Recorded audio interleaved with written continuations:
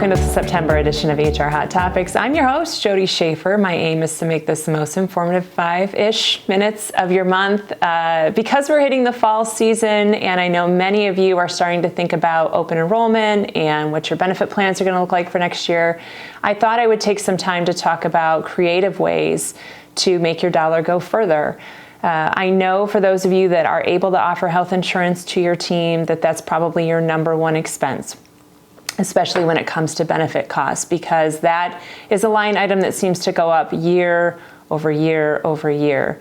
And it is the number one benefit that employees are looking for from an employer. So it's worthwhile to spend some money there if you can. It's not the only benefit that makes a difference to employees. So Forbes came out with an article recently, and it's very interesting. I'm going to link to it here in the email message for those of you that want to read it further. But the whole basis of the article is benefits that employers think are valuable to employees versus benefits that employees find actual value in. And there are some areas of alignment there. The top 3 benefits on both the employer and the employee list are health insurance, life insurance, and some sort of retirement or 401k contribution. But beyond the top 3, the lists start to vary pretty drastically. And all of these things have costs. And in a competitive job market like this, we want to make sure that we're getting maximum mileage out of every dollar that we spend. So it might be worthwhile to take a look at this article. It looks at benefits, work-life benefits, cultural benefits, fringe benefits. It kind of breaks it down into all different categories. And then by age too, which I thought was really interesting. I'll just share with you one tidbit here. According to this survey, over 30% of 18 to 41-year-olds are most concerned with having pet insurance as available benefit. Nearly 40% of 42 to 57-year-olds are most likely to want paid time off from their employer. And over 80% of employees that are older than 42 are looking for roles that include employer-sponsored health care.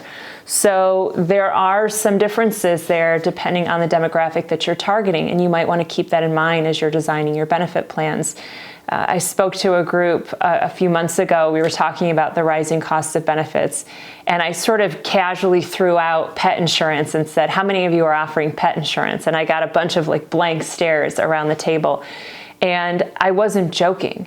For many of your employees, especially your employees that are under the age of 26, they may have health insurance still through a parent. And so you're spending all these dollars to put them on your health plan. And what they care most about is, taking Socks to the doctor. Socks is like a cat's name, maybe. I don't know. I didn't even use my own cat's name. But taking your dog to the vet because something's wrong with it. And the cost of those visits can be exorbitant. And yet people are turning to animals and pets specifically, and comfort animals more now than ever. So that might be a really valuable, incentivizing offering to put on the table for your employees. Some other creative benefits that you might consider are long-term care insurance. Again, that might be demographic specific, but long-term care is incredibly expensive, and for some of your employees, if they had an opportunity to purchase insurance to help with that cost, it might be something that's very appealing. Volunteer time, I kind of made a list of them here.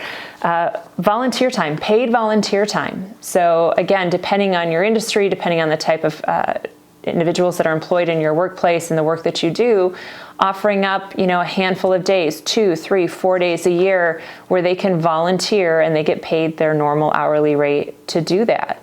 It's good for the practice, it's good for the community, it's good for them. Or maybe matching charitable contributions that employees make.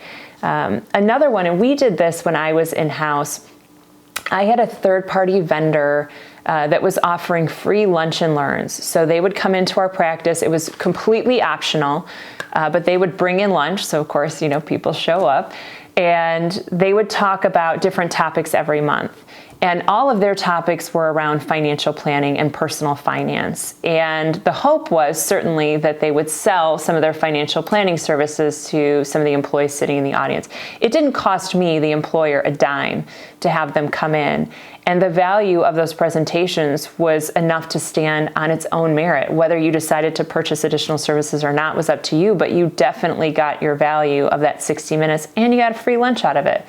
But things like, managing your checking account and some basic budgeting strategies and how to plan for future goals, those aren't things that are necessarily taught in our classrooms anymore. They're not necessarily things that people are learning in the home environment. And so being able to offer, opportunities like that in the workplace would be a perceived benefit at zero cost to you.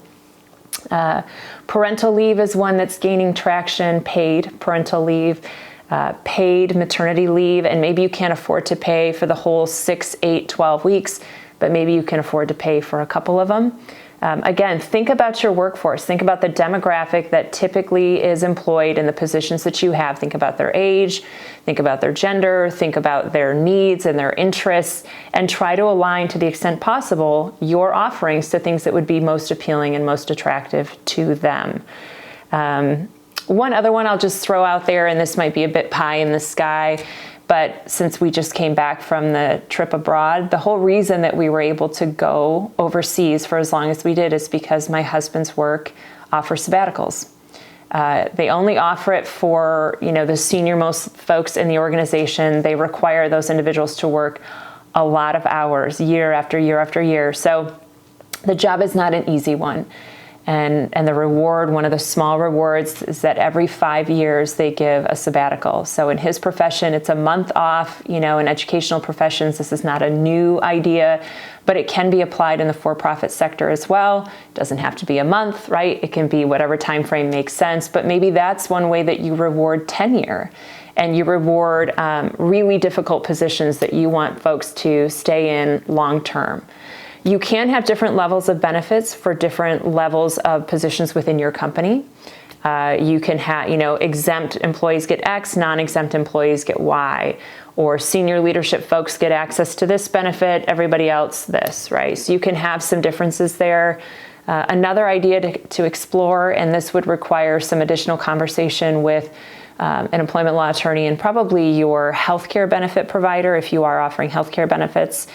What if you came up with a certain dollar amount as the employer that you were willing to contribute towards benefits for a given year, and then you had kind of a cafeteria style list of offerings that employees could choose to put those dollars towards? So it would be almost a la carte, and every employee could push the dollars in a direction that made sense to them, versus assuming that every 20-year-old wants you to contribute 3% to their 401k. They may not be thinking long-term, but you're spending dollars on that. So just some creative ways to maybe think about benefits. Again, I'm going to link a few articles for you to consider, but the whole point here is to make your dollar go further and to make sure that, your perception of what you think is most valuable to an employee matches their perception.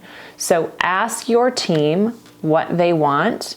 Every so often, it's always good to just ask, right? Here are 10 things that maybe I'd be willing to put some money towards as the employer. Which of these is most appealing to you? You may find some surprises there. And then, of course, communicate your benefits. Whatever you're choosing to spend the money on, make sure that your employees know about them. Make sure you're communicating in multiple ways. Maybe you're verbally telling, maybe you're having annual, meetings, maybe you're having quarterly meetings. Maybe a vendor's coming in to better describe that benefit that the vendor manages, and it's not coming from you.